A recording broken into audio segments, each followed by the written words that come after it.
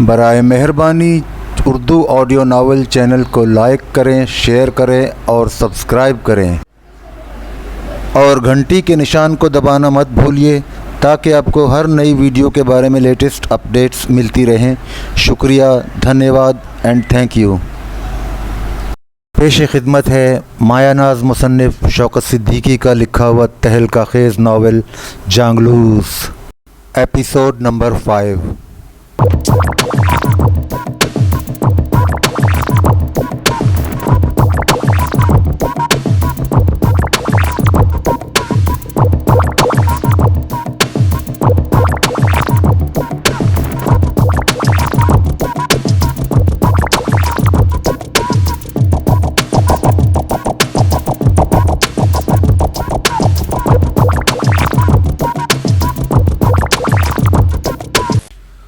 Lolly نے پریشان ہو کر دروازہ دھیرے سے ہلایا۔ باہر سے کسی کی کھنکار ابھری۔ لالی ایسا دہشت زدہ ہوا کہ لڑکڑا کر گرتے گرتے بچا۔ اس نے دیوار کا سہارا لیا، گہری سانس بھری اور دل گرفتہ ہو کر دروازے پر سر ٹکا دیا۔ صبح کوٹڑی کا دروازہ کھلا۔ لالی نے دھڑکتے دل اور سہمی ہوئی نظروں سے دیکھا۔ دروازے کے بیچوں بیچ اونچے قد کا ایک بھاری بھرکم آدمی کمر سے ریوالور لگائے کھڑا ہے۔ تمتمایا ہوا گہرا سانولا چہرہ، سر پر گھنے بال، داڑھی مونچھ صاف، آنکھیں موٹی موٹی اور سرخی مائل۔ اپنے ڈیل ڈول اور وضاقتہ سے وہ خاصا ہیبت ناک لگتا تھا۔ اس نے لالی سے کوئی بات نہیں کی، گردن کو ذرا خم دے کر باہر آنے کا اشارہ کیا۔ لالی باہر آ گیا۔ وہ شخص آگے بڑھا، لالی اس کے پیچھے پیچھے چلا۔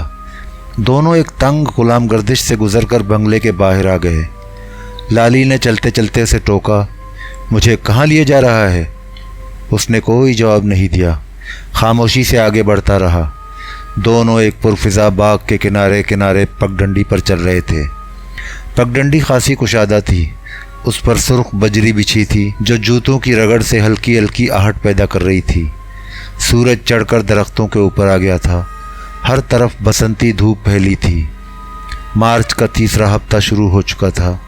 دھوپ میں ہلکی ہلکی تمازت تھی، پت جھڑ ختم ہو رہا تھا، بہار کی آمد تھی۔ باغ بہت وسیع تھا، جگہ جگہ رنگا رنگ پھولوں کے تختے ہوا سے جھوم رہے تھے۔ باغ میں پھلوں اور میووں کے درخت تھے، نرم نرم گھاس کا دور تک پھیلا ہوا سبززار تھا۔ درمیان سے پتھر کی بنی ہوئی پختہ نہر گزرتی تھی۔ نہر پر 2 بڑے بڑے فوارے تھے، فواروں سے پھوٹتی ہوئی پانی کی جھالر دھوپ میں جھلملا رہی تھی۔ باغ کے اس پار درختوں کی اوٹ سے بنگلے کی اونچی 4 دیواری نظر آتی تھی۔ پگڈنڈی سے ذرا ہٹ کر ایک بوڑھا شخص گردن جھکائے ترنگلی سے خشک پتے اکٹھا کرنے میں مصروف تھا۔ دونوں اس کے قریب پہنچے تو اس نے مڑ کر دیکھا اور ترنگلی کا لمبا دستہ سنبھال کر سیدھا کھڑا ہو گیا۔ اس نے ماتھے سے پسینہ پونچھا اور مسکرا کر آہستہ سے کہا، کتھے چلا دھیور؟ دھیور نے کوئی جواب نہیں دیا، نہ اس کی جانب دیکھا۔ وہ لالی کے آگے آگے مرغ کی طرح گردن اونچی کیے چلتا رہا، مگر وہ جتنا قداور جوان تھا چال سے اتنا ہی ڈھیلا ڈھالا لگتا تھا۔ چلتا تو کمر کو اس طرح ہلکا سا خم دیتا کہ اس کے بھاری بھاری کھولے ہولے ہولے لچکتے۔ کچھ دور جا کر دھیور ٹھہر گیا اور باغ کے اس گوشے کی جانب دیکھنے لگا جہاں چمبیلی کی بیلوں سے ڈھکے ہوئے کنج کے نیچے چند کرسیاں اور ایک میز رکھی تھی، مگر وہاں کوئی نہیں تھا۔ کرسیاں خالی تھیں۔ میز پر پانی سے بھرا ہوا شیشے کا قرابہ اور 2 گلاس رکھے تھے۔ قریب ہی ایشٹرے بھی موجود تھی۔ میز دیکھ کر اندازہ ہوتا تھا کہ کچھ ہی دیر پہلے وہاں سے کوئی اٹھ کر گیا ہے۔ دیور ذرا دیر رک کر واپس مڑا۔ اب وہ لالی کے ہمراہ بنگلے کے صدر دروازے کی جانب جا رہا تھا۔ دروازے کے سامنے اونچے اونچے ستونوں کا پورچ تھا۔ پورچ کے نیچے ایک لمبی چوڑی سیاہ بیوک گاڑی کھڑی تھی۔ ڈرائیور جھاڑن سے کار کو جھاڑ پونچھ رہا تھا۔ بنگلہ قدیم طرز کا تھا، مگر خوب بڑا اور نہایت شاندار تھا۔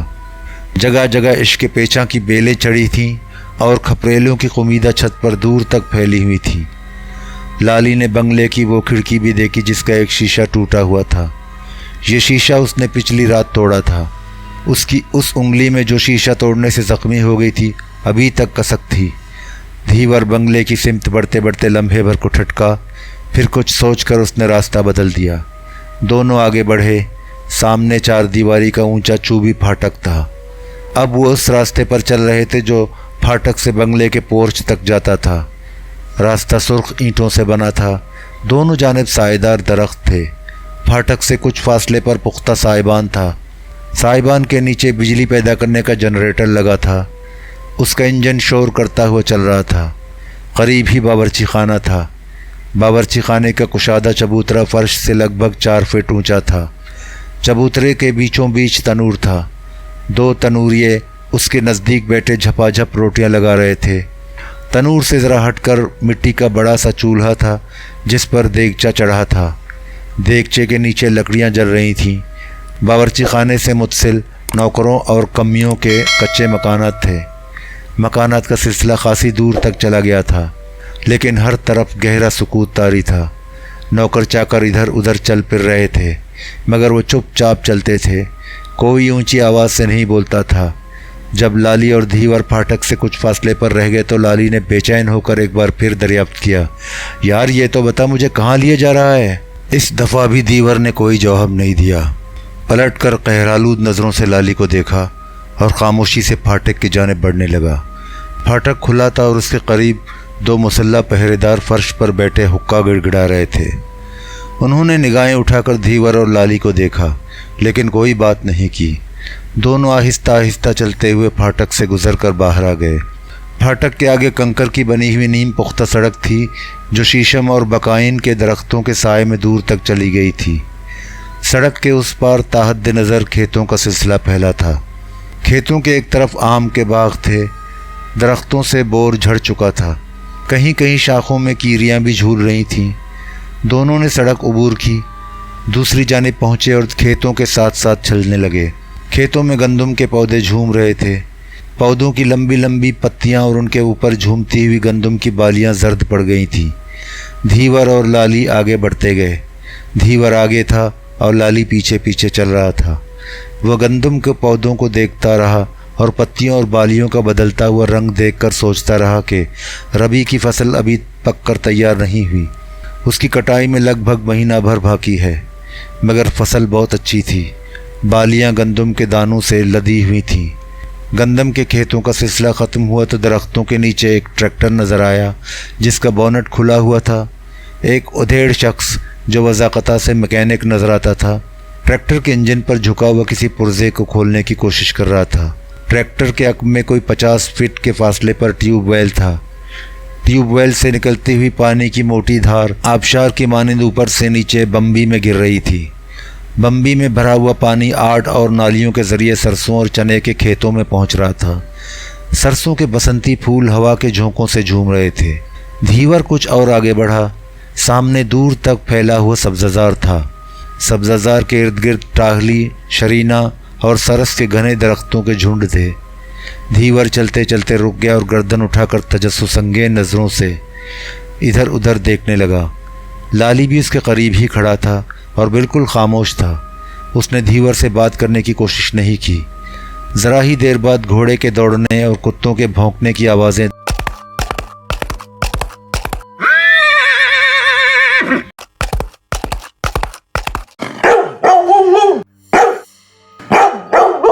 दूर से सुनाई दी। दोनों उसी सिमत देखने लगे जिधर से आवाज़ें उभर रही थीं। देखते देखते दरख्तों के एक झुंड से मियाँ हयात मोहम्मद खान वट्टू नमूदार हुआ। वो उस वक्त घुड़सवारी का लिबास पहने हुए था। एक हाथ में चमड़े का चाबुक दबा हुआ था। वो पैरों से एड़ देता हुआ घोड़े को दौड़ा रहा था। अक़ब में शिकारी कुत्तों का गोल था जो ज़ोर ज़ोर से भौंक रहे थे और घोड़े के पीछे पीछे भाग रहे थे। हयात मोहम्मद ने न धीवर और लाली को देखा और ना ही उनकी तरफ आया। बागें मोड़ी और उस रास्ते पर घोड़ा दौड़ाने लगा जो घने दरख्तों के दरमियान से गुजरता था। जब मियाँ हयात मोहम्मद वट्टू नज़रों से ओझल हो गया तो धीवर वापस मुड़ा। लाली उसके पीछे पीछे चला। दोनों बंगले के फाटक पर पहुँचे। धीवर ने हाथ के इशारों से मुंह फाड़ कर तरह तरह की आवाज़ों से पहरेदारों से बात की। लाली को पहली बार इस हकीकत का सुराग मिला कि धीवर बिल्कुल गूंगा है। फाटक पर तैनात एक पहरेदार ने उसके इशारों को समझते हुए बंगले के सदर दरवाजे की जानिब हाथ उठाकर बताया, मियाँ साहब अंदर चले गए। धीवर खामोशी से बंगले की जानिब चल दिया। वो लाली के हमरा पोर्च में पहुंचा। कार अभी तक वहीं खड़ी थी। ڈرائیور دروازے کے سامنے سیڑھیوں پر خاموش بیٹھا تھا۔ دھیور کو دیکھ کر وہ ایک طرف سرک گیا، مگر اس نے دھیور یا لالی سے کوئی بات نہیں کی۔ دھیور اس کے قریب سے گزرتا ہوا آگے بڑھا، دروازہ کھولا اور لالی کے ہمراہ اندر داخل ہو گیا۔ یہ خاصا طویل لاؤنج تھا۔ جگہ جگہ کیکٹس اور پام کے پودے گملوں میں لگے تھے۔ گملوں کے درمیان 2 گرے ہاؤنڈ کتے چمڑے کے موٹے موٹے گدوں پر بیٹھے لمبی لمبی زبانیں نکالے ہانپ رہے تھے۔ انہوں نے قدموں کی آہٹ سن کر تیز نظروں سے دھیور اور لالی کو دیکھا، لیکن خاموش بیٹھے رہے۔ لاؤنج سے گزر کر دونوں وکٹورین طرز کے کشادہ ہال میں داخل ہوئے، جس میں دبیز قالین کا فرش تھا۔ ہال کی چھت لاؤنج سے خاصی اونچی تھی۔ چھت کے بیچوں بیچ بہت بڑا بلوری جھاڑ لٹک رہا تھا۔ دیواروں پر چیتے اور تیندوے کے سروں اور کھالوں کے علاوہ قسم قسم کی تلواریں، خنجر، ڈھالیں، پرانی وضع کی لمبی لمبی بندوقیں اور قرابیں آویزاں تھیں۔ دیواروں پر چند بڑی بڑی روغنی تصاویر بھی لگی تھیں۔ ایک تصویر میں جو سب سے بڑی تھی اور نہایت نمایاں طور پر آویزاں تھی، حیات محمد گھنی مونچھوں والے ایک قداور انگریز سے مصافحہ کر رہا تھا۔ مصافحہ کرتے ہوئے وہ اس قدر با ادب با ملاحظہ بنا ہوا تھا کہ اس کا چہرہ صاف نظر نہیں آتا تھا۔ ہال میں مخمل اور زربفت کے صوفے دار اور دیوان قرینے سے رکھے تھے۔ دروازوں اور کھڑکیوں پر نرم اور باریک ریشم کے پردے لہرا رہے تھے۔ 2 نوجوان خادمائیں جھاڑن سے کھڑکیوں کے شیشے اور تصاویر جھاڑ پونچھ کر چمکا رہی تھیں۔ ایک شوخ اور عشوتراز خادمہ نے اپنی چھینٹ کی گھگریل ایک طرف سے پکڑ کر گھٹنے تک اوپر اٹھائی اور برہنہ پنڈلی کھجاتے ہوئے لڑپن سے مسکرا کر دھیور کو دیکھا۔ دھیور نے غصے سے اس پر نظر ڈالی اور نفرت سے منہ بگاڑ کر آگے بڑھ گیا۔ ہال عبور کر کے لالی کے ساتھ ایک طویل غلام گردش میں داخل ہوا۔ غلام گردش میں بھی سرخ قالین کا فرش بچھا تھا۔ دیواروں پر دل فریب مناظر کی تصاویر آویزاں تھیں۔ دیوار گیریوں سے پھوٹتی ہوئی ہلکی ہلکی نیلگوں روشنی میں ہر چیز گویا خواب کے سایوں میں تیرتی نظر آتی تھی۔ غلام گردش میں کئی دروازے کھلتے تھے، ان پر ریشمی پردے پڑے تھے۔ دھیور ایک بند دروازے کے سامنے جا کر ٹھہر گیا۔ اس نے آہستہ سے دروازہ کھولا، اندر جھانکا، لالی کی جانب متوجہ ہوا اور کمرے میں داخل ہونے کا اشارہ کیا۔ لالی اس قدر گمسم تھا جیسے پگھل کر بنگلے کی طلسمی فضا میں تحلیل ہو گیا ہو۔ اندر جاتے ہوئے اس کے قدم نہ اٹھتے تھے۔ دھیور نے اپنی لال لال آنکھوں سے اسے گھورا اور ہولے سے دھکا دیا۔ لالی جھٹ کمرے کے اندر داخل ہو گیا۔ کمرے میں روشنی بہت دھیمی تھی۔ دروازوں اور کھڑکیوں پر دبیز پردے جھول رہے تھے۔ کمرے میں تمباکو کی تیز بو بسی ہوئی تھی۔ لالی ہکا بکا دروازے کے قریب کھڑا تھا۔ اس نے دروازہ بند ہونے کی آہٹ سنی، پلٹ کر دیکھا، دھیور وہاں موجود نہیں تھا۔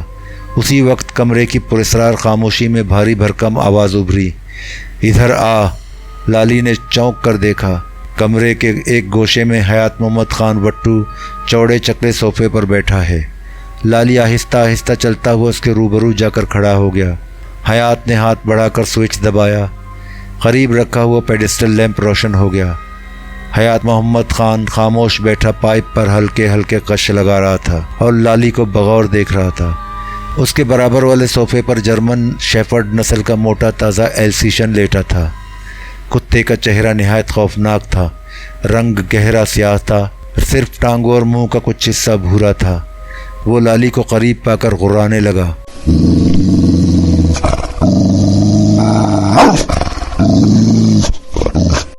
لالی نے اس پر نظر ڈالی تو دہشت زدہ ہو کر سہم گیا۔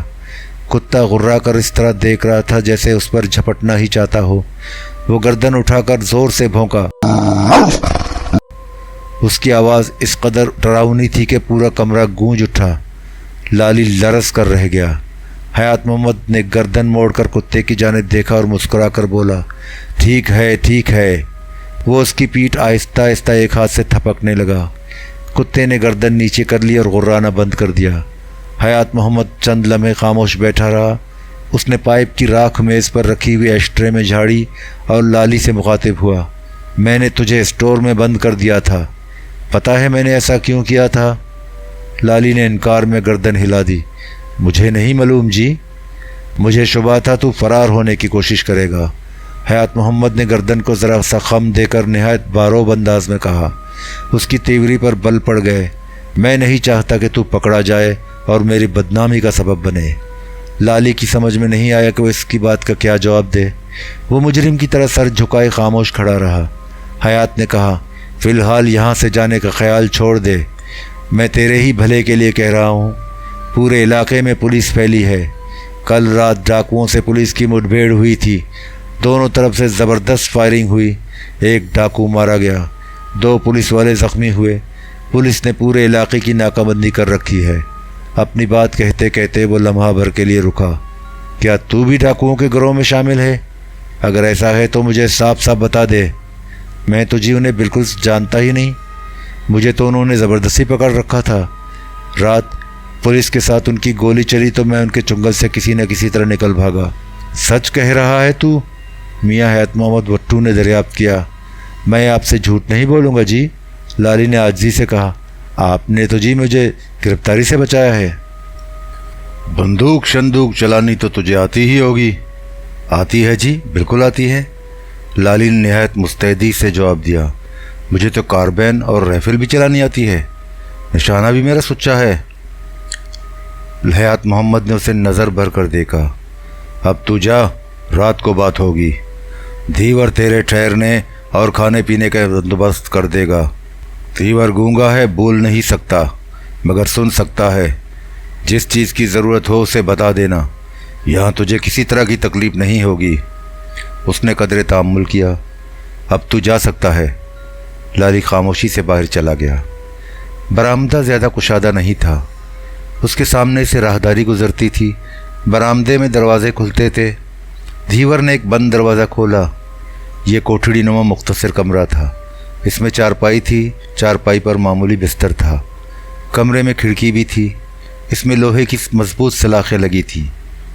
کھڑکی کے عین سامنے ملہڑ تھا، کوڑے کرکٹ کے اس ڈھیر کے ارد گرد جھاڑیاں اور گھنے درخت تھے۔ کمرے سے ملحق اتنا ہی بڑا ایک اور کمرہ تھا، اس میں دھیور کا قیام تھا۔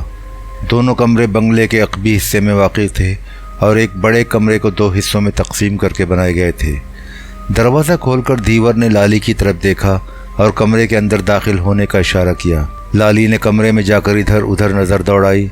دھیور دروازے پر خاموش کھڑا تھا۔ لالی نے اپنے بڑی ہوئی داڑھی پر ہاتھ پھیرتے ہوئے دھیور سے کہا، یار کوئی نائشائی ہوگا، میں نے داڑھی بنوانی ہے، بہت بڑھ گئی ہے۔ دھیور نے اس کی بات سن کر آہستہ آہستہ گردن ہلائی اور ایک طرف چلا گیا۔ لالی بستر پر بیٹھ گیا۔ کچھ دیر بعد دھیور واپس آیا، اس کے ہمراہ نائی بھی تھا۔ وہ دبلا پتلا اور ادھیڑ تھا۔ اس نے لالی سے کوئی بات نہیں کی، وہ برآمدے میں دروازے کے سامنے اکھڑوں بیٹھ گیا۔ لالی کمرے سے باہر آیا اور نائی کے سامنے فرش پر بیٹھتے ہوئے بولا، داڑھی بنوانی ہے؟ نائی نے کوئی جواب نہیں دیا، اس طرح سے اس کی داڑھی مونڈنے لگا۔ دھیور برآمدے میں رکھے ہوئے ایک چوڑے اسٹول پر بیٹھا دونوں کو دیکھتا رہا۔ داڑھی مونڈنے کے بعد نائی نے اپنی کسبت سے آئینہ نکالا اور لالی کی طرف بڑھا دیا۔ لالی نے آئینہ ہاتھ میں لے کر اپنا چہرہ مختلف زاویوں سے دیکھا، مونچھوں پر ہاتھ پھیرا۔ مونچھوں پر ہاتھ پھیرتے ہوئے مان اسے اپنا حلیہ بدلنے کا خیال آیا۔ اس نے نائی سے کہا، یار مجھے بھی صاف کر دے۔ اس نے گردن موڑ کر دھیور کی جانب دیکھا، زیر لب مسکرایا، مجھے بھی دھیور کی طرح صفا چٹ بنا دے۔ اس کی بات سن کر دھیور نے کسی رد عمل کا اظہار نہیں کیا، نائی بھی نہیں بولا۔ اس نے اس طرح سے لالی کی مونچھیں صاف کر دی۔ حجامت بنا کر نائی نے اپنا سامان کسبت میں رکھا اور لالی سے کچھ کہے بغیر چپ چاپ اٹھ کر چلا گیا۔ لالی نے رخساروں پر ہاتھ پھیرا اور دھیور کو مخاطب کرتے ہوئے بے تکلفی سے بولا، لے یار، تیری محبت میں نے بھی اپنی مونچھیں صاف کرا دی، کیا یاد کرے گا کوئی لالی ملا تھا؟ اب یہ بتا نہانے دھونے کا کیا سبیتا ہوگا؟ میں نہانا چاہتا ہوں، بھوک بھی زوروں کی لگی ہے، تو نے تو سویرے سے روٹی بھی نہیں کھلائی۔ دھیور اٹھ کر کھڑا ہو گیا۔ اس نے لالی کو اپنے پیچھے آنے کا اشارہ کیا۔ برآمدے کے برابر ہی دروازہ تھا۔ دھیور نے آگے بڑھ کر دروازہ کھول دیا۔ یہ غسل خانہ تھا۔ سامنے دیوار پر آئینہ لگا تھا، اس کے برابر ہی لکڑی کے تختے پر کنگھا، صابن اور سر میں ڈالنے کے لیے شیشی میں تیل بھی موجود تھا۔ غسل خانے میں ایک طرف نلکا تھا اور اس کے نیچے فٹ بھر اونچا چبوترا تھا۔ لالی نے غسل خانے کا دروازہ بند کیا، کپڑے اتارے اور نلکے کے نیچے چبوترے پر بیٹھ کر نہانے لگا۔ وہ صابن مل مل کر دیر تک نہاتا رہا۔ نہانے سے فارغ ہوا تو اس نے کھونٹی پر لٹکے ہوئے تولیے سے بدن پونچھا कपड़े पहने, सर में तेल डाला, आईने के सामने खड़े होकर खंगे से बाल संवारे और तरोताज़ा होकर गुसलखाने से बाहर आ गया। धीवर बरामदे के सामने स्टूल पर बैठा था। लाली ने उसे देखा तो मुस्कुरा कर बोला, यार मेरी गठड़ी तो ला दे। उसने अपने लिबास की तरफ हाथ से इशारा किया। ये कपड़े तो बहुत गंदे हो गए। गठड़ी में मेरे कपड़े हैं, उन्हें निकाल कर पहन लूँगा। धीवर ने आहिस्ता आहिस्ता गर्दन हिलाई और फौरन उठ खड़ा हुआ। लाली अपने कमरे में चला गया। गुस्ल करने के बाद उसकी आंखें नींद से बोझल हो रही थी, मगर वो सोया नहीं, कमरे में टहलने लगा। चंद मिनट बाद धीवर वापस आ गया। उसके हाथ में गठड़ी दबी थी। उसने गठड़ी लाली को दी और स्टूल पर जाकर बैठ गया। लाली ने कपड़े तब्दील नहीं किए, गुठड़ी लेकर एक तरफ रख दी। कुछ और वक्त गुजर गया। एक बूढ़ी औरत खाना लेकर आई। उसने धीवर की जानिब देखा और कमरे में दाखिल होकर खाना लाली के सामने रख दिया। लाली ने उसे मुखातिब किया, बेबे पानी भी पिला दे। औरत ने उसकी बात का कोई जवाब नहीं दिया। कमरे में एक तरफ अलमुनियम का गिलास रखा था। औरत ने गिलास उठाया, खामोशी से गुसलखाने में गई और पानी से भरा हुआ गिलास सर झुकाकर चुपचाप सामने रख दिया। लाली ने हैरत ज़दा नज़रों से उसे देखा और आहिस्ता से पूछा, बेबे क्या तू भी गूंगी है? बूढ़ी औरत ने उसे तीखी नज़रों से देखा। वो एक लम्हे के लिए भी नहीं ठहरी, उल्टे कदमों वापस चली गई। लाली खाना खाने लगा। खाने में तनूरी रोटी और चने की दाल थी। इसके साथ जंड की फलियों का अचार भी था। लाली ने खाना खाया और चारपाई पर लेट गया। वो देर तक बंगले के पुरस्कार माहौल के बारे में गौर करता रहा। वहाँ हयात मोहम्मद के सिवा हर शख्स गूंगा था या खामोश और सहमा हुआ नजर आता था। सोचते सोचते उसकी आंख लग गई। दिन ढले वो नींद से बेदार हुआ, उठकर बिस्तर पर बैठ गया। दरवाजे के सामने स्टूल खाली था। धीवर वहाँ नहीं था। लाली चारपाई से नीचे उतरा और कमरे से निकलकर बरामदे में आ गया। उसी वक्त धीवर भी अपने कमरे से निकलकर बाहर आ गया। लाली ने उसे देखकर कहा, यार धीवर चाय शाय भी मिलेगी? धीवर ने हस्बे मामूल आहिस्ता आहिस्ता गर्दन हिलाई और राहदारी में उस तरफ चल दिया जिधर से बूढ़ी औरत खाना लेकर आई थी। लाली का जी चाहा कि वो भी धीवर के पीछे पीछे चला जाए, लेकिन उसने ऐसा नहीं किया। वो बरामदे में खामोश खड़ा चौकन्ना नज़रों से इधर उधर देखता रहा, मगर हर तरफ दीवारें थीं और झुकी हुई नीची छत थी। ज़रा देर बाद धीवर मिट्टी की ठोंटी में चाय लेकर आ गया। चाय गर्म थी और बहुत मीठी। उसमें शक्कर की बजाय गुड़ डाला गया था, मगर दूध की मिकदार ज़्यादा थी। लाली ने चाय पीकर धीवर से याराना गांठने की कोशिश की। मुस्कुरा कर दरियाफ्त किया, धीवर तेरी घरवाली और बच्चे कहाँ हैं? धीवर ने कोई जवाब नहीं दिया। वो बुत बना स्टूल पर खामोश बैठा रहा, मगर लाली खामोश न रहा। उसने धीवर को कुरीदा, तूने ब्याह नहीं किया? धीवर ने इनकार में गर्दन हिला दी, मगर उसके चेहरे से बेजारी टपक रही थी। लाली ने उसकी हमदर्दी हासिल करने की गरज से निहायत ढटाई से झूठ बोला, अपने तो जी 3 बच्चे हैं, बहुत याद आते हैं, महीनों हो गए देखे हुए। उसने ठंडी सांस भरी। वैसे तो याद घरवाली भी आती है और रात को तो बहुत याद आती है। सोने से पहले बहुत चाव से अपनी माँ का कोसा पिलाती थी। ऐसा गर्म और गाढ़ा गाढ़ा दूध के पीकर मज़ा आ जाता था। धीवर ने उसकी बात सुनकर किसी रद्द-ए-अमल का इजहार नहीं किया। उसका चेहरा जज्बात से आरी और बिल्कुल सपाट था। लाली कहता रहा, जाड़े की रातों में घरवाली साथ हो तो यार कोसा क्या बाहर दिखाता है, ऐसी उलील होती है तुझे क्या बताऊं। ये कहकर उसने हल्का कहका लगाया। धीवर के चेहरे पर रफ्ता रफ्ता झुंझलाहट बिखरने लगी। उसने अपनी लाल लाल आंखों से लाली को घूरा, लेकिन लाली उसके घूरने पर ज़रा खाइफ न हुआ। बेतकल्लुफ़ी से आंख मारकर बोला, यार तेरा ऐसा ढऊ जवान घरवाली के बगैर तेरा गुजारा कैसे होता है? धीवर ने उसे आगे कुछ कहने न दिया। तेज़ी से झपटा और दोनों हाथों से उसका सर और थोड़ी उस ज़ोर से झटका देकर दबाया कि लाली की ज़बान दांतों के दरमियान आकर ज़ख्मी हो गई। वो तिलमिला के रह गया। देर तक उसकी ज़बान में टीस उठती रही। तकलीफ़ से वो बोल भी न सका। भौंच का कड़ा सोचता रहा कि धीवर अचानक इस कदर खफा क्यों हो गया। उसने थूका तो थूक के साथ खून भी आया। लाली चंद लम्हे गुस्से से हाँफता रहा। आखिर वो उस दरवाजे की जाने बढ़ा जो ग़ुलाम गर्दिश में खुलता था। वो मियाँ हयात मोहम्मद वट्टू के पास जाकर धीवर के वहशियाना रवैये के ख़िलाफ़ फरियाद करना चाहता था, मगर धीवर ने उसे आगे जाने न दिया। लपक कर सामने आ गया। لالی نے آگے بڑھنا چاہا تو دھیور نے اس کے سینے پر دونوں ہاتھ رکھ کر اس زور سے دھکا دیا کہ لالی سنبھل نہ سکا، لڑکتا ہوا کمرے کی دیوار سے ٹکرا کر زمین پر گر پڑا۔ وہ گہری سانسیں بھرتا رہا اور قہرآلود نظروں سے دھیور کو گھورتا رہا۔ کچھ دیر وہ اسی عالم میں پڑا ہانپتا رہا، پھر ہاتھوں کی مٹھیاں بھینچ کر سانپ کی طرح پھنکارتا ہوا اٹھا اور دھیرے دھیرے دھیور کی طرف بڑھا۔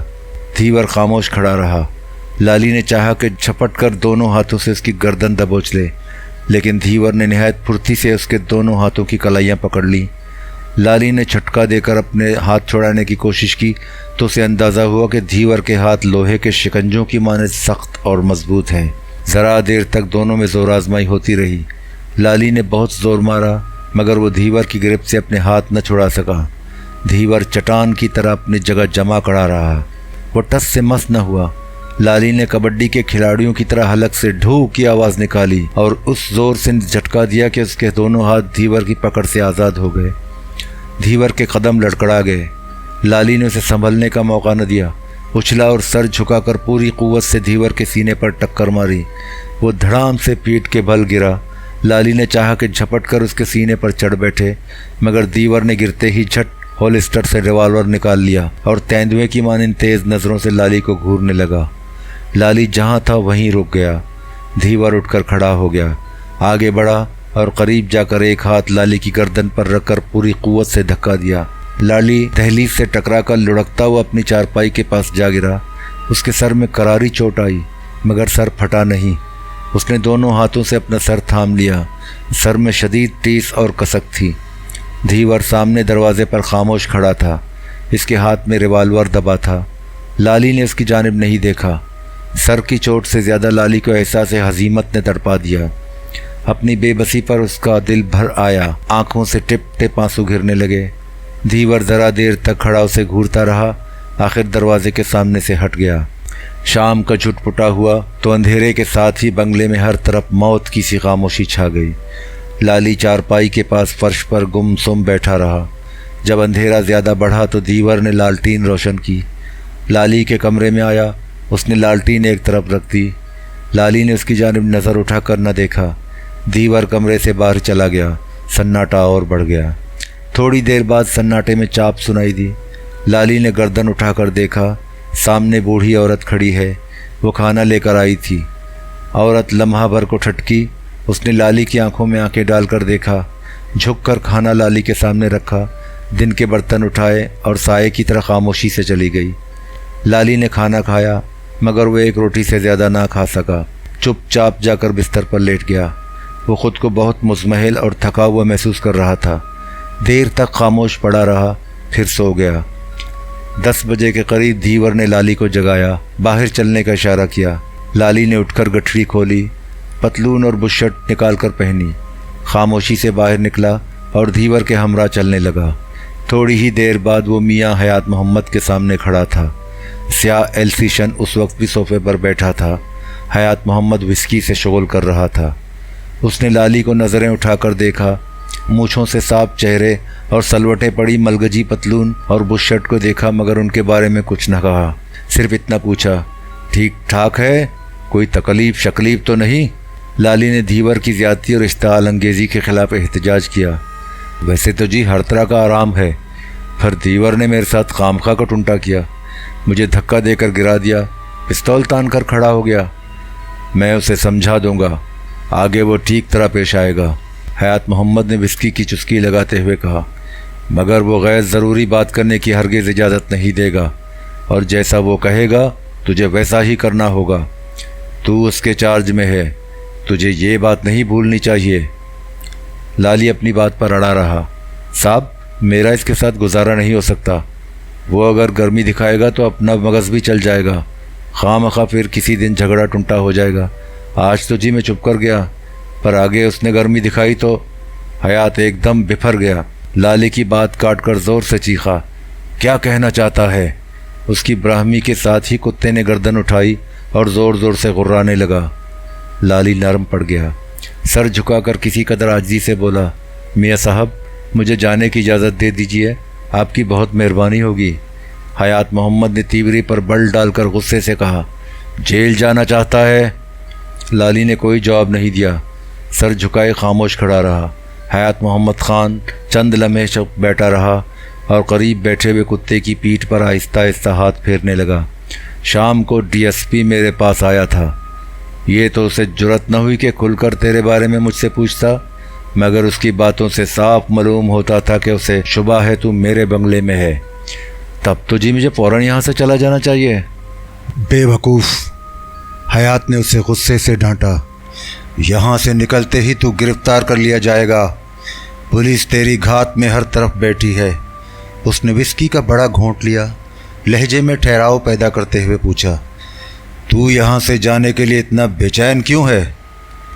آپ سے جھوٹ نہیں بولوں گا، صاف بات یہ ہے جی، مجھے رحیمداد کی بہت فکر ہے، میں چھیتی نال اس کے پاس پہنچ جانا چاہتا ہوں۔ یہ رحیمداد وہی قیدی ہے نا جو تیرے ساتھ جیل سے فرار ہوا تھا؟ جی صاحب، آپ اسے جانتے ہیں؟ نہیں، میاں حیات نے بے رخی سے جواب دیا، اس کے بارے میں ڈی ایس پی نے صرف اتنا بتایا کہ اسے اقدام قتل کے جرم میں سزا ہوئی تھی۔ وہ چند لمحے خاموش رہا۔ سنا ہے دونوں پارٹیوں کے درمیان مسلح تصادم ہوا تھا، کچھ زخمی بھی ہوئے، مگر ان میں سے ایک زخمی پچھلے دنوں چل بسا۔ لالی نے رحیمداد کی جانب سے صفائی پیش کرنے کی کوشش کی۔ پارس صاحب، 6-7 مہینے تو کیس چلا، رحیمداد نے 3 مہینے سے اوپر جیل میں سزا کے گزارے، اب تو یہ بات بہت پرانی ہو گئی۔ میں یہ سب کچھ نہیں جانتا، حیات محمد نے بیزاری سے کہا، مجھے تو یہ معلوم ہوا ہے کہ وہ بندہ مر گیا جو اس کے ہاتھوں زخمی ہوا تھا۔ اب پولیس اس کے خلاف قتل کے الزام میں 302 کا مقدمہ قائم کرنا چاہتی ہے۔ پہلے اسے دفعہ 307 میں سزا ہوئی تھی، اب جرم کی نوعیت بدل کر زیادہ سنگین ہو گئی، اس کے ساتھ ہی ترمیم مقدمہ کی کارروائی بھی شروع ہو گئی ہے۔ لالی نے کچھ نہ کہا، حیات بھی چپ بیٹھا رہا اور آہستہ آہستہ وسکی کے گھونٹ بھرتا رہا۔ ذرا دیر خاموش رہ کر اس نے لالی کو مخاطب کیا، پولیس تجھے گرفتار کرنے کی سرتوڑ کوشش اس لیے کر رہی ہے؟ اپنی بات کہتے کہتے حیات محمد ذرا الجھا۔ کیا نام ہے دوسرے مفرور قیدی کا؟ لالی نے آہستہ سے جواب دیا، رحیمداد۔ رحیمداد، حیات محمد نے وسکی کا گھونٹ بھرا۔ پولیس تیرے ذریعے رحیمداد کا سراغ لگانا چاہتی ہے۔ پولیس کو ایسی اطلاعات ملی ہیں کہ کچھ دنوں پہلے وہ تیرے ساتھ دیکھا گیا تھا، بعد میں روپوش ہو گیا اور اب تک لاپتہ ہے۔ لالی نے زبان سے ایک لفظ نہیں نکالا۔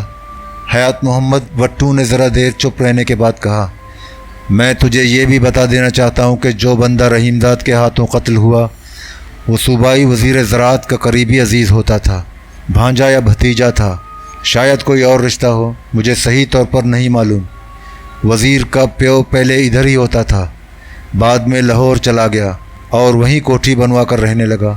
اب تو وہ بوڑھا ہو گیا ہے، کسی زمانے میں بڑا سیاستدان ہوتا تھا۔ مقتول کے گھر والے اس پر اور اس کے پتر پر بہت دباؤ ڈال رہے ہیں، لہٰذا وہ تیری اور تیرے ساتھی رحیمداد کی گرفتاری میں ذاتی دلچسپی لے رہا ہے۔ حیات نے اپنی بات کہتے کہتے قدر تأمل کیا۔ جب کوئی وزیر کسی معاملے میں ذاتی دلچسپی لیتا ہے تو پولیس کی راتوں کی نیند اڑ جاتی ہے، ملازمت خطرے میں پڑ جاتی ہے۔ سن لیا تو نے؟ لالی نے نہایت سادگی سے کہا۔ یہ بات ہے؟ تب تو جی مجھے ساری بات رحیمداد کو فوراً بتا دینی چاہیے۔ اس کی بات سن کر حیات محمد شعلے کی طرح بھڑک اٹھا، غصے سے آنکھیں نکال کر بولا، تو بالکل الو کا پٹھا ہے۔ لالی اس کے برہم ہونے پر ڈر گیا، گڑگڑا کر گویا ہوا، صاحب جی ناراض نہ ہوں، پر یہ بھی تو ہو سکتا ہے پولیس کو جب یہ شبہ ہے کہ میں یہاں ہوں تو وہ کسی دن چھاپہ مار کر مجھے بھی پکڑ سکتی ہے۔ پولیس کی اتنی جرأت نہیں ہو سکتی کہ وہ میرے بنگلے پر چھاپہ مارے اور تلاشی لے۔ حیات نے نہایت رعونت سے کہا، شاید تجھے پتہ نہیں، کل رات جو پولیس انسپکٹر میری اجازت کے بغیر بنگلے کی 4 دیواری کے اندر داخل ہوا تھا، اسے میرے صرف ایک ٹیلی فون کھڑکڑانے پر 3 کانسٹیبلوں کے ساتھ آج معطل کر کے لائن حاضر کر دیا گیا۔ ڈی ایس پی کل رات ہی کے واقعے کے بارے میں معذرت کرنے میرے پاس آیا تھا۔ اس نے وسکی کا بڑا گھونٹ بھرا، گلاس میز پر رکھا۔ میں نے سپہر کو وزیر زراعت سے بھی گل بات کی تھی، وہ میرا پرانا یار ہے، کالج میں ساتھ پڑھتا تھا، میری ہی کوششوں سے وزیر لگا ہے۔ لالی بت بنا خاموش کھڑا رہا۔ میاں حیات محمد کہتا رہا، تو یہاں ہر طرح محفوظ ہے، رہ گیا رحیم داد تو اسے اب بھول جا۔ لالی خاموش نہ رہ سکا، بے چین ہو کر بولا، میاں صاحب یہ کیسے ہو سکتا ہے؟ ایسے ہی جیسے میں کہہ رہا ہوں، رحیم داد جلد ہی گرفتار کر لیا جائے گا یا ہلاک کر دیا جائے گا۔ مقتول کے بھائی اور خاندان والے بھی اس کی تلاش میں ہیں، دیکھتے ہی اسے قتل کر دیں گے۔ پولیس کے ہاتھوں اگر وہ پکڑا گیا تب مقدمے کی سماعت کے دوران ہی اسے مار ڈالیں گے۔ تجھے تو پتہ ہی ہوگا کہ خون کا بدلہ یہاں ایسے ہی لیا جاتا ہے، عدالت کے فیصلے کا انتظار نہیں کیا جاتا، بلکہ عدالت کے احاطے کے اندر بھی قتل ہو جاتا ہے۔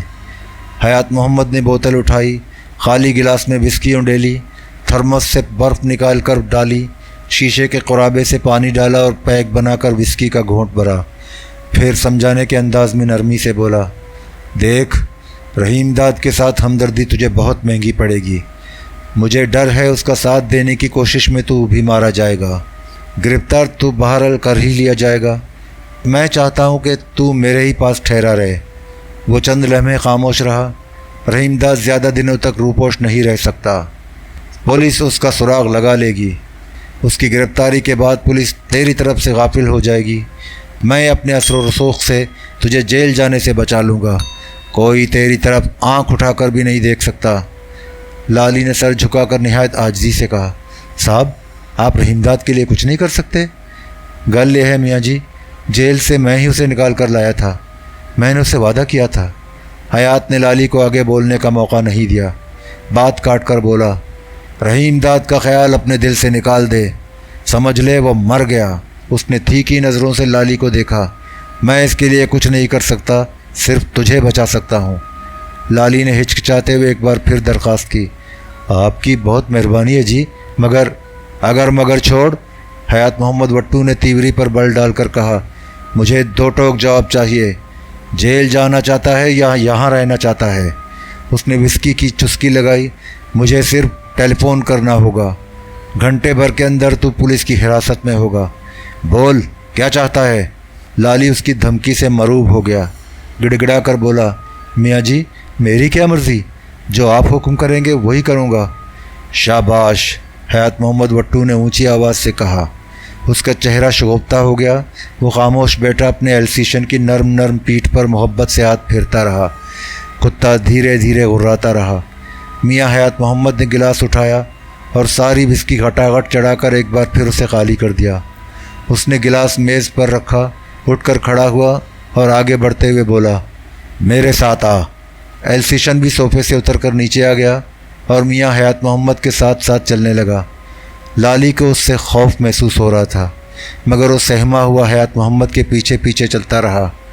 حیات محمد غلام گردش میں کھلنے والے دروازے پر پہنچا، اسے کھولا، باہر دھیور کھڑا تھا۔ حیات محمد نے اسے کمرے کے اندر بلایا، دھیور کمرے میں داخل ہوا، اس نے دروازہ بند کر دیا۔ میاں حیات محمد نے جنوبی دیوار کا بند دروازہ کھولنے کا اشارہ کیا۔ یہ دروازہ کمرے کے دوسرے دروازوں سے کسی قدر مختصر تھا، اس میں تالا بھی پڑا تھا۔ دھیور نے شلوار کی چور جیب سے کنجی نکالی اور نہایت مستعدی سے دروازے کے دونوں پٹ کھول دیے۔ وہ ایک طرف ہٹ کر کھڑا ہو گیا۔ میاں حیات محمد اپنے ایلسیشن کے ساتھ ذرا سا جھک کر اندر داخل ہوا، اس نے لالی کو اپنے پیچھے آنے کا اشارہ کیا۔ لالی بھی اندر چلا گیا، دھیور باہر رہ گیا۔ اس نے آہستہ سے دروازہ بند کر دیا۔ اندر گھپ اندھیرا تھا۔ حیات نے ہاتھ بڑھا کر دیوار میں لگا ہوا بجلی کا سوئچ دبایا، ایک بلب روشن ہو گیا۔ اس کی روشنی بہت دھیمی تھی، سامنے زینہ تھا جو نیچے جاتا تھا۔ دونوں آگے پیچھے نیچے اترے۔ یہ کشادہ تہہ خانہ تھا، فرش کچا تھا، تہہ خانے میں نمی تھی، گھٹن تھی اور عجیب طرح کی بسان پھیلی ہوئی تھی۔ تہہ خانے میں بھی دھندلا بلب روشن تھا، ہوا کی آمد و رفت کے لیے چمنی تھی جو کھپریلوں کی چھت کے اوپر نکلی ہوئی تھی۔ چمنی کے نیچے آتش دان تھا، اس میں تہہ خانہ گرم رکھنے کے لیے موسم سرما میں لکڑی کے ٹکڑے اور کوئلے سلگائے جاتے تھے۔ دھندلی روشنی میں ایک بوڑھا شخص زمین پر لیٹا تھا، اس کی داڑھی اور سر کے بال الجھے ہوئے تھے۔ وہ جیل کے قیدیوں کا سا لباس پہنے ہوئے تھا۔ اس کے ایک پیر میں لوہے کی موٹی زنجیر تھی جس میں وزنی گولا پڑا تھا، قریب ہی تامچینی کا بوسیدہ تسلا رکھا تھا۔ ایک طرف مٹی کا گھڑا اور المونیم کا گلاس تھا۔ آہٹ سن کر وہ بوڑھا اٹھ کر بیٹھ گیا، میاں حیات اور لالی کو گھورنے لگا۔ اس کی آنکھیں غصے اور نفرت سے جلدی ہی بھڑکتا ہوا شعلہ بن گئیں، چہرے پر وحشت طاری ہو گئی۔ وہ منہ بگاڑ کر چیخنے لگا، تو آ گیا؟ کتے ذلیل، دور ہو جا میری آنکھوں کے سامنے سے، میں تیری صورت دیکھنا نہیں چاہتا، دفع ہو جا یہاں سے۔ وہ چیخ چیخ کر حیات محمد کو گالیاں دیتا رہا اور گہری گہری سانسیں بھر کر ہانپتا رہا۔ حیات ٹھٹکا، ذرا دیر خاموش کھڑا رہا، پھر دھیرے دھیرے چلتا ہوا بوڑھے کی جانب بڑھا۔ حیات جس قدر قریب ہوتا گیا، بوڑھے کی دیوانگی میں اسی قدر اضافہ ہوتا گیا۔ وہ اور زیادہ غصے سے چیخنے لگا، اس کے منہ سے کف جاری ہو گیا، آنکھیں وحشت سے ابل پڑیں۔ وہ اٹھ کر کھڑا ہو گیا، حیات محمد پر تیزی سے جھپٹا، مگر لوہے کے وزنی گولے نے اسے آگے نہیں بڑھنے دیا۔ وہ لڑکھڑا کر گر پڑا، اس کے پیر میں پڑی ہوئی زنجیر جھنجھنا اٹھی۔ حیات کے ہونٹوں پر زہر خند تھا۔ وہ بوڑھے کے عین مقابل کھڑا تھا۔ بوڑھا اٹھ کر بیٹھ گیا۔ وہ تلملا کر اٹھا، کھڑا ہوا اور نفرت سے حیات کے منہ پر تھوک دیا۔ حیات نے قہرآلود نظروں سے اسے دیکھا، جیب سے رومال نکال کر اپنا چہرہ پونچھا، مڑ کر اپنے ساتھ کھڑے ہوئے ایلسیشن کو دیکھا، اسے آہستہ سے ششکارا۔ کتا غرایا، زور سے بھونکا اور اچھل کر بوڑھے پر حملہ آور ہوا۔ بوڑھا زمین پر گر پڑا۔ کتا اسے زور زور سے بھنبوڑنے کی کوشش کرنے لگا۔ بوڑھا پھولی ہوئی سانس سے چیخا، مار دے، مار دے، مجھے جان سے مار دے۔ میاں حیات چپ چاپ کھڑا رہا۔ بوڑھا بے بسی سے ہاتھ پاؤں مارتا رہا۔ کتا اس کے پھڑکتے ہوئے جسم کو جگہ جگہ سے بھنبوڑنے لگا۔ سینے پر سوار ہو کر اس نے بوڑھے کی گردن اپنے دانتوں سے دبوچنے کی کوشش کی۔ بوڑھے نے پھٹی پھٹی خوفزدہ آنکھوں سے حیات محمد وٹو کی جانب دیکھا۔ حیات نے ڈپٹ کر کتے کو اپنے پاس بلایا۔ کتے نے بوڑھے کو چھوڑ دیا، خاموشی سے حیات کے پاس آ گیا اور اس کے پیروں کے قریب زمین پر لیٹ گیا۔ کتے کے بھنبوڑنے سے بوڑھے کا لباس کئی جگہ سے پھٹ گیا تھا، مگر جسم پر کہیں کھروچا بھی نہیں آیا۔ وہ کروٹ کے بل زمین پر لیٹا ہوا ہانپ رہا تھا۔ حیات محمد خاموش کھڑا بوڑھے کو گھورتا رہا، پھر واپس مڑا۔ اس نے زینے کے برابر دیوار میں لگی ہوئی الماری کھولی۔ لالی سہما ہوا جہاں تھا وہیں کھڑا رہا۔ میاں حیات نے مڑ کر اس کی جانب دیکھا اور بھاری بھرکم لہجے میں کہا، ادھر آ۔ لالی اس کے پاس چلا گیا۔ حیات نے الماری کے اندر سے ایک ڈبہ نکالا، ڈھکنا کھول کر ڈبہ لالی کے ہاتھ میں تھما دیا۔ کھلے ہوئے ڈبے کے اندر سے سرنج اور شیشی باہر نکالی۔ لالی کو اپنے ساتھ آنے کا اشارہ کیا۔ حیات محمد ایک بار پھر بوڑھے کے پاس گیا۔ لالی اس کے عقب میں خاموش کھڑا رہا۔ سرنج دیکھتے ہی بوڑھا اٹھ کر بیٹھ گیا۔ اس کے چہرے پر خوف طاری ہو گیا، وہ تھر تھر کھانپنے لگا۔ اس نے دونوں ہاتھ ہلا کر انکار کیا اور گھگھیا کر بولا، نہیں نہیں۔ حیات نے اسے خونخوار نظروں سے گھورا۔ بوڑھا سہم کر ایک طرف جھک گیا۔ حیات محمد اس کے قریب بیٹھ گیا۔ اس نے بوڑھے کا ہاتھ پکڑ کر اپنی جانب کھینچا۔ بوڑھے نے کوئی مزاحمت نہیں کی، بے چارگی سے گردن جھکا دی۔ حیات نے اس کے بازو پر روئی سے اسپرٹ لگائی اور سرنج کی سوئی کھال میں داخل کر کے دوا رگوں میں اتار دی۔ انجیکشن لگا کر وہ کھڑا ہو گیا۔ تہہ خانے میں گہری خاموشی چھائی تھی۔ بوڑھا گم سم بیٹھا رہا۔ کئی منٹ گزر گئے۔ حیات محمد، وٹو اور لالی چپ کھڑے رہے۔ بوڑھا گردن کو ذرا خم دے کر اس طرح سکڑ کر بیٹھ گیا گویا کچھ سننے کی کوشش کر رہا ہو۔ اس کے چہرے پر اچانک گھبراہٹ طاری ہو گئی۔ وہ حیات سے مخاطب ہوا، سن رہا ہے حیات؟ بہت تیز ہوا چل رہی ہے، طوفان آنے والا ہے، آندھی کے ساتھ بارش بھی ہوگی۔ وہ زور سے چیخا، غضب ہو جائے گا، کنک کی واڈو فصلیں تباہ ہو جائیں گی۔ اب کیا ہوگا حیات؟ ابھی فصلیں پک کر تیار نہیں ہوئی، کٹائی میں دیر ہے۔ سچ؟ وہ خوشی سے چہک کر بولا، سچ سچ بتا، فصلوں کی واڑی میں ابھی کتنی دیر ہے؟ اس بار مئی سے پہلے واڑی نہیں ہوگی، یہ تو مارچ کا مہینہ ہے۔ حیات محمد وٹو نے اسے تسلی دی۔ اب تم سو جاؤ۔ بوڑھے نے بچوں کی سی معصومیت سے کہا، اب میں سو جاؤں؟ ہاں ہاں، اب تم سو جاؤ۔ بوڑھے نے آنکھیں بند کر دیں۔ وہ ذرا دیر چپ چاپ بیٹا جھومتا رہا اور جھومتے جھومتے ایک طرف لڑک گیا۔ لالی خوف اور حیرت سے سب کچھ دیکھتا رہا۔ اس کی سمجھ میں مطلق نہ آیا کہ یہ ماجرا کیا ہے۔ جب بوڑھا سو گیا تو حیات واپس ہوا۔ اس نے سرنج صاف کی، ڈبے میں رکھی الماری کا دروازہ کھولا اور ڈبہ اس میں رکھ کر دروازہ بند کر دیا۔ وہ مڑا، لالی کے ہمراہ زینے کی سیڑھیاں طے کیں اور اوپر پہنچ گیا۔ بلب بجھایا، دونوں باہر آ گئے۔ کتا بھی باہر آ گیا۔ دھیور دروازے کے قریب مستعدی سے کھڑا تھا۔ ان کے باہر آتے ہی اس نے بڑھ کر تہہ خانے کا دروازہ بند کیا اور تالا ڈال دیا۔ کنجی اپنے پاس ہی رکھ لی۔ حیات نے دھیور کو باہر جانے کا اشارہ کیا۔ وہ کمرے سے چلا گیا۔ لالی نے بھی دھیور کے ساتھ باہر جانا چاہا۔ حیات نے اسے ٹوکا، لالی تو ٹھہر جا۔ میاں حیات محمد آگے بڑھا اور تھکا ہوا سا صوفے پر بیٹھ گیا۔ قریب کے صوفے پر اس کا ایلسیشن بھی بیٹھ گیا۔ حیات نے وسکی کا بڑا پیک بنایا اور آہستہ آہستہ چسکی لگانے لگا۔ لالی اس کے روبرو خاموش کھڑا تھا۔ کمرے میں گہرا سکوت طاری تھا۔ بنگلے کے باہر ہوا کے جھونکوں سے پتے شاخوں سے ٹوٹ ٹوٹ کر گر رہے تھے۔ سناٹے میں خشک پتوں کے کھڑکھڑانے کی ہلکی ہلکی آہٹیں سنائی دے رہی تھیں۔ گہری خاموشی میں حیات کی آواز ابھری۔ وہ لالی سے کہہ رہا تھا، دیکھ لیا تو نے؟ اس نے گہری سانس بھری۔ یہ میرا وڈا بھرا میاں ریاض محمد خان وٹو ہے، پاگل ہو گیا ہے۔ میاں صاحب، آپ انہیں پاگل خانے کیوں نہیں بھیج دیتے؟ فضول بات نہ کر، حیات محمد نے خفا ہو کر کہا۔ میرا بھائی پاگل خانے نہیں جا سکتا، وہ یہیں رہے گا۔ لالی کے ذہن میں کئی سوالات ابھرے، مگر وہ حیات کی برہمی کے ڈر سے کچھ نہ کہہ سکا۔ سر جھکائے خاموش کھڑا رہا۔ حیات محمد چند لمحے خاموش رہنے کے بعد بولا، میں اس لیے تجھے اپنے ساتھ تہہ خانے میں لے گیا تھا کہ جو کام آج میں نے کیا ہے کل سے تجھے کرنا ہوگا۔ وہ مسکرایا، تیری صرف اتنی ہی ڈیوٹی ہوگی، باقی وقت میں عیش کر، کھا پی، موجاں کر۔ لالی نے دبی زبان سے پہلو تہی اختیار کرنے کی کوشش کی۔ میں نے جی یہ کام کبھی نہیں کیا۔ کوئی بات نہیں، حیات نے بے نیازی سے کہا، بہت معمولی کام ہے۔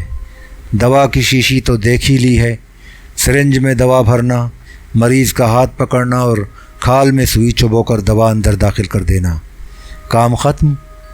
لالی نے ڈرتے ڈرتے کہا، میاں جی یہ کام تو دھیور بھی کر سکتا ہے۔ نہیں، میاں حیات محمد نے تیوری پر بل ڈال کر لالی کو دیکھا، دھیور یہ کام نہیں کر سکتا، وہ اکیلا تہہ خانے کے اندر بھی نہیں جا سکتا۔ اس نے گلاس اٹھا کر ہونٹوں سے لگایا، وسکی کا گھونٹ بھرا۔ دھیور اگر اس کے پاس گیا تو ہو سکتا ہے وہ اس کا خون کر دے۔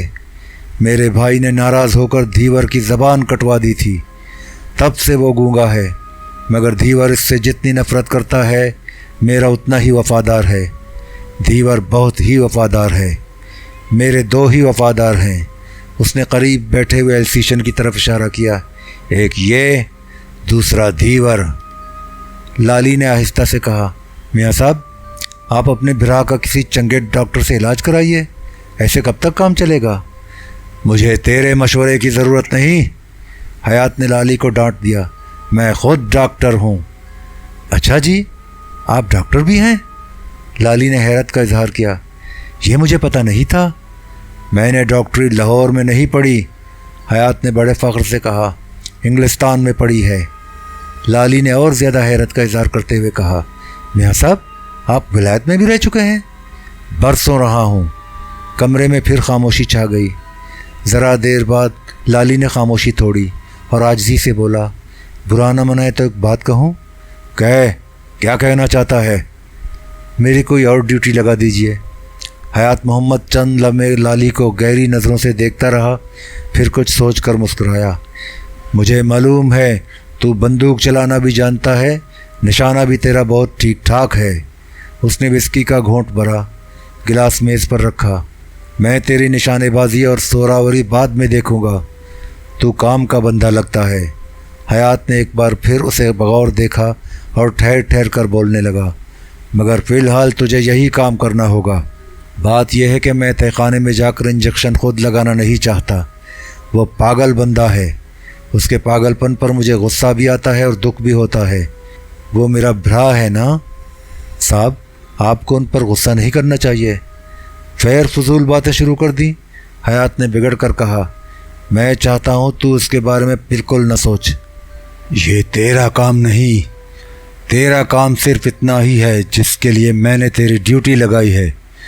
تجھے روزانہ 2 بار اسے انجیکشن لگانا ہوگا اور اس وقت لگانا ہوگا جب دھیور تجھے کہے گا۔ تہہ خانے کی کنجی اسی کے پاس رہتی ہے۔ تہہ خانے کے اندر صرف تو جائے گا، وہ نہیں جائے گا، سمجھ گیا؟ جی بالکل سمجھ گیا۔ اور یہ بھی جان لے کہ تہہ خانے میں تیرے علاوہ صرف مائی جنتے جاتی ہے۔ وہ تہہ خانے کی صفائی کرتی ہے، روٹی ٹکر پہنچاتی ہے۔ وہ گونگی ہے اور بہری بھی۔ تجھے بھی یہاں گونگا اور بہرا بن کر رہنا ہوگا۔ صرف آنکھیں کھلی رکھنا، منہ اور زبان بند رکھنا۔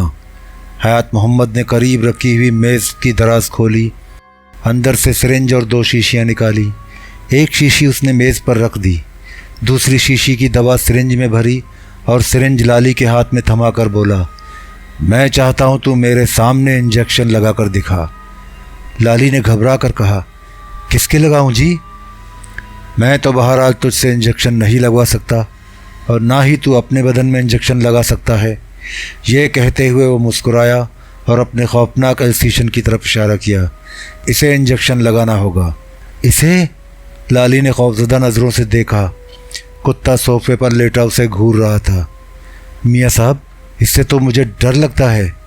ڈر نہیں، یہ تجھے کاٹے گا نہیں۔ یہ کہہ کر حیات نے میز کی دراز سے چمڑے کا پوزہ بند نکالا، اسے کتے کے منہ پر چڑھایا اور اس کی پشت آہستہ آہستہ سہلانے لگا۔ کتا سر نیچے جھکا کر لیٹ گیا۔ حیات نے اس کی ران پر ایک جگہ انگلی رکھ کر حکم دیا، یہاں انجیکشن لگا دے۔ لالی جھجکا۔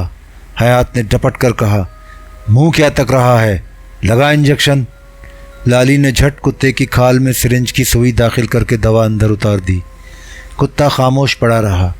جب لالی انجیکشن لگا چکا تو حیات محمد نے مسکرا کر کہا، بالکل اسی طرح تجھے تہہ خانے میں اس پاگل کو انجیکشن لگانا ہوگا۔ لالی نے کوئی جواب نہیں دیا۔ تو اس کتے سے ڈر رہا تھا؟ یہ نہ کاٹتا ہے نہ پنجے مارتا ہے، اور اس انجیکشن کے بعد تو یہ بالکل ہی ٹھنڈا پڑ جاتا ہے۔ لالی نے دیکھا کتا نڈھال پڑا ہے۔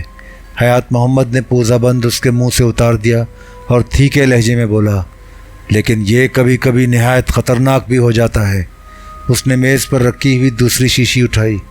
اگر اس کا انجیکشن لگا دیا جائے تو یہ کتا اتنا خونخوار ہو جاتا ہے کہ جس پر حملہ کرے اسے چیر پاڑ کر ختم بھی کر سکتا ہے۔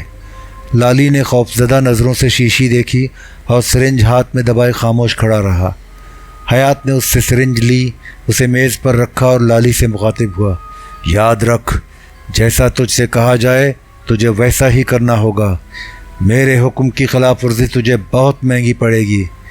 کچھ عرصے تک تیری کڑی نگرانی کی جائے گی۔ اگر تو نے ہر کام ٹھیک ٹھاک کیا تو نگرانی ختم کر دی جائے گی۔ اس نے وسکی کا گھونٹ بھرا اور بھاری بھرکم لہجے میں بولا، جا کر سو جا۔ لالی نے سر جھکا کر خاموشی سے حیات محمد کی باتیں سنی۔ آہستہ آہستہ چلتا ہوا دروازے پر پہنچا۔ دروازہ کھولا، باہر دیور مستعدی سے کھڑا تھا۔ وہ اس کے ہمراہ اپنے کمرے میں پہنچا اور بستر پر لیٹ گیا۔ کچھ دیر بعد دیور نے اپنی چارپائی نکالی اور عین دروازے کے سامنے برآمدے میں ڈالی، بستر لگایا اور لیٹ گیا۔ دیور کچھ دیر تک کروٹیں بدلتا رہا، پھر سو گیا، مگر لالی کو نیند نہیں آئی۔ وہ سخت بے چین تھا۔ اس کی سمجھ میں نہیں آ رہا تھا کہ کیا کرے کیا نہ کرے۔ رات کے پچھلے پہر وہ آہستہ سے اٹھا اور کھڑکی پر جا کر کھڑا ہو گیا۔ باہر زرد زرد چاندنی بکھری تھی، سناٹا بہت گہرا تھا۔ لالی نے کھڑکی کی آہنی سلاخیں دونوں ہاتھوں سے تھام کر پورا زور لگایا، مگر سلاخیں بہت مضبوط تھیں، ایک بھی سلاخ ٹس سے مس نہ ہوئی۔ اچانک اسے اپنی پشت پر چاپ سنائی دی۔ اس نے پلٹ کر دیکھا، لالٹین کی مدھم روشنی میں دھیور اس کے سامنے کھڑا ہے۔ وہ خونخوار نظروں سے گھور رہا تھا۔ وہ آگے بڑھا اور لالی کا بازو پکڑ کر اس زور سے دھکا دیا کہ لالی لڑکھڑاتا وہ بستر پر جا کر گرا۔ اس نے کوئی احتجاج نہیں کیا، بستر پر خاموش پڑا رہا۔ دھیور نے کھڑکی کے دونوں پٹ بند کر کے چٹخنی لگائی اور کمرے سے باہر جا کر اپنی چارپائی پر لیٹ گیا۔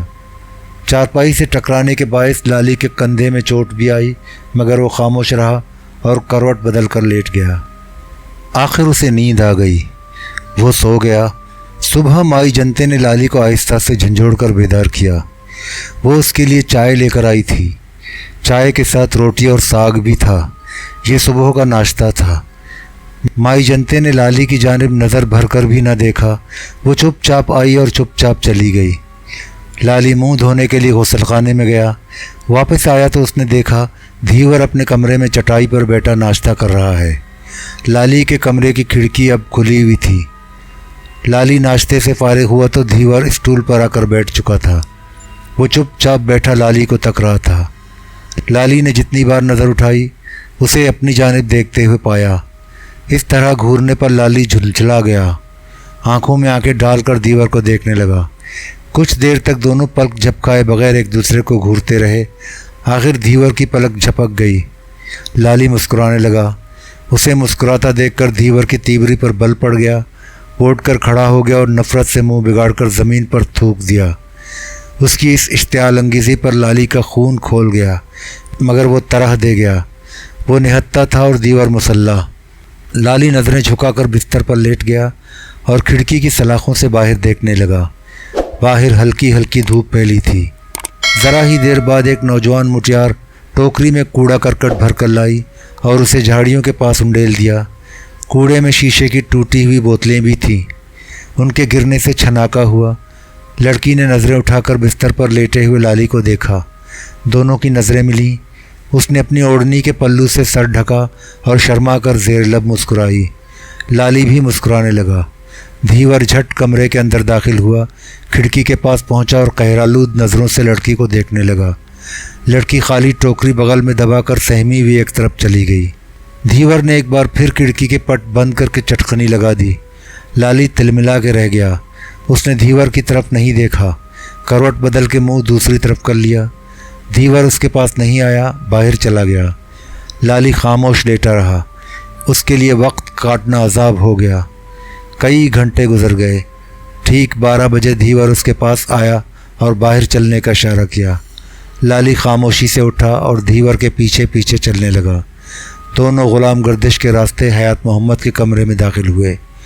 हयात कमरे में मौजूद नहीं था। धीवर ने तहखाने का दरवाज़ा खोला और लाली को ठहोका देकर अंदर दाखिल होने का इशारा किया। लाली ने अंदर जाकर स्विच दबाया। बल्ब रोशन हो गया। उसकी रोशनी में लाली सीढ़ियों के ज़रिए नीचे तहखाने में चला गया। बूढ़ा रियाज मोहम्मद ख़ान वट्टू आतिशदान के करीब ज़मीन पर बैठा था। उसके सामने खाने के बर्तन पड़े थे। उस वक्त वो होंठों से गिलास लगाए पानी पी रहा था। पानी पीते पीते उसने नज़रें उठाकर लाली को देखा। खामोशी से गिलास एक तरफ रखा और लम्हे भर तक लाली को घूरता रहा। लाली सीढ़ियों के पास ठहर गया। दबे दबे खौफ और हैरत से रियाज को तकने लगा। ज़रा देर तहखाने में खामोशी रही। फिर बूढ़े रियाज मोहम्मद की आवाज़ उभरी, आ मेरे नज़दीक आ जा। मगर लाली जहाँ था वहीं खड़ा रहा। इस दफ़ा बूढ़े ने किसी कदर नरमी से कहा, डर नहीं, नज़दीक चला आ। लाली ने ज़बान से एक लफ्ज़ नहीं निकाला। आहिस्ता आहिस्ता उसकी जानिब बढ़ा, मगर नज़दीक जाने के बजाय कुछ फासले पर रुक गया।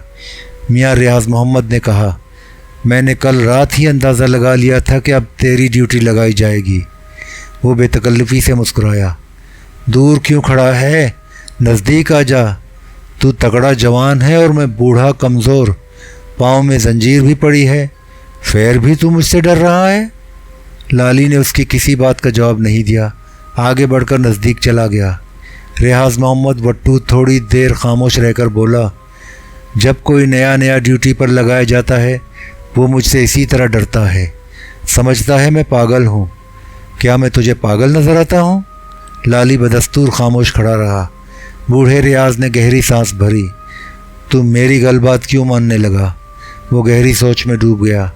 लाली गुमसुम खड़ा रहा। तहखाने में गहरा सन्नाटा छा गया। मियाँ रियाज मोहम्मद ने नज़रें उठाकर लाली को देखा और किसी कदर बेजारी से बोला, खड़ा मुंह क्या तक रहा है? जा जाकर अलमारी से सिरिंज निकाल और घुसेड़ दे उसकी सुई मेरी खाल में। यही तेरी ड्यूटी है ना, और इसी के लिए तो यहाँ आया है तू। खामखा क्यों वक़्त बर्बाद कर रहा है? लाली ने फिर भी कुछ न कहा।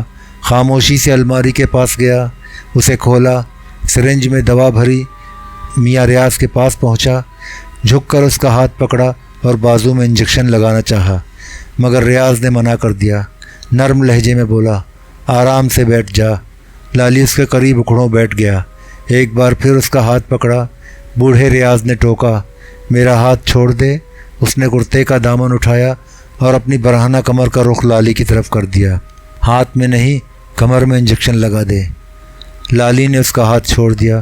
سرنج کی سوئی ریاض کی کمر میں چبونے کی کوشش کی تو وہ بلبلا کر چیخا، تو بالکل اناڑی لگتا ہے، پہلے کبھی انجیکشن لگایا ہے؟ لالی نے زبان سے تو کچھ نہ کہا، صرف انکار میں گردن ہلا دی۔ ریاض نے سرنج اپنے ہاتھ میں سنبھالی اور اس کی نوک کمر پہ لگا کر بولا، لے اب لگا دے انجیکشن۔ لالی نے اس کی ہدایت کے مطابق انجیکشن لگایا۔ ریاض نے نہایت اطمینان سے انجیکشن لگوا لیا، مسکرا کر کہا، اب تجھے انجیکشن لگانا آ گیا، کچھ دنوں بعد تو فٹافٹ انجیکشن لگانے لگے گا۔ لالی نے اس دفعہ بھی کچھ نہ کہا، خاموشی سے اٹھ کر الماری کے پاس گیا، سرنج صاف کی، ڈبے میں رکھی اور الماری میں بند کر دی۔ لالی ایک بار پھر ریاض کے قریب گیا، مگر اس نے لالی کی جانب کوئی توجہ نہ دی۔ آنکھیں بند کیے دھیرے دھیرے سانس بھرتا رہا۔ چند لمحے بعد اس نے آنکھیں کھول دی۔ اس کی آنکھوں میں ہلکا ہلکا خمار تھا۔ اس نے مڑ کر لالی کی جانب دیکھا اور آہستہ سے کہا، اب تو جا سکتا ہے، تیری ڈیوٹی ختم ہو گئی، میں تھوڑی دیر بعد سو جاؤں گا۔ مگر لالی نہیں گیا۔ ریاض نے بھی کچھ نہ کہا۔ اس نے دوبارہ آنکھیں بند کر لی۔ کچھ دیر آنکھیں بند کیے جھومتا رہا اور جھومتے جھومتے فرش پر لڑک گیا۔ لالی واپس ہوا اور آہستہ آہستہ سیڑھیاں طے کر کے اوپر چڑھنے لگا۔ وہ سخت حیرت زدہ تھا۔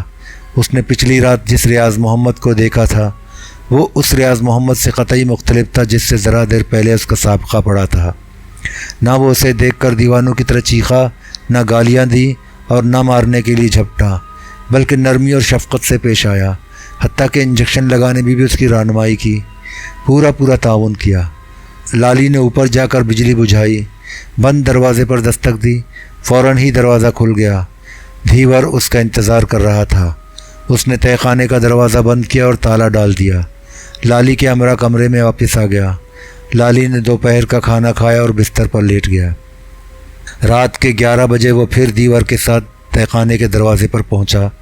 حیات کمرے میں اس وقت بھی موجود نہ تھا۔ لالی تہہ خانے کے اندر گیا۔ ریاض محمد وٹو کو دیکھا، وہ جاگ رہا تھا، مگر اس نے لالی سے کوئی بات نہیں کی۔ لالی بھی خاموش رہا۔ ریاض نے انجیکشن لگوایا اور سو گیا۔ لالی واپس ہوا، دیور کے ہمراہ اپنے کمرے میں پہنچا۔ رات آدھی سے زیادہ گزر چکی تھی۔ کھڑکی سے ہوا کے نرم نرم جھونکے اندر آ رہے تھے۔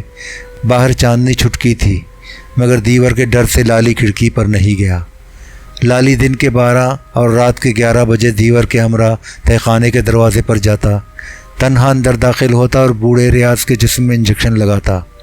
انجیکشن لگاتے وقت کبھی کبھار ریاض نے بات کرنے کی کوشش بھی کی، مگر لالی نے مطلق حوصلہ افزائی نہ کی۔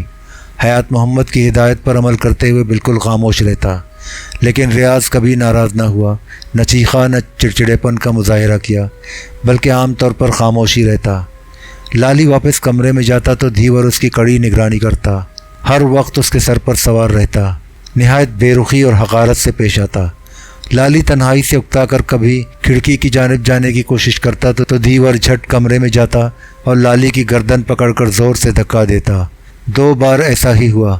لالی اس سے جھگڑا کرنا نہیں چاہتا تھا۔ اس نے کھڑکی پر جانے کا ارادہ ہی ترک کر دیا۔ بستر پر لیٹتا تو کروٹ بدل کر منہ موڑ لیتا۔ کمرے سے نکل کر وہ صرف برآمدے میں آ سکتا تھا یا غسل خانے تک جا سکتا تھا، اور 24 گھنٹے میں صرف 2 بار راہداری سے گزر کر تہہ خانے میں جا سکتا تھا۔ دیور ہر وقت اس کے ساتھ سائے کی طرح لگا رہتا۔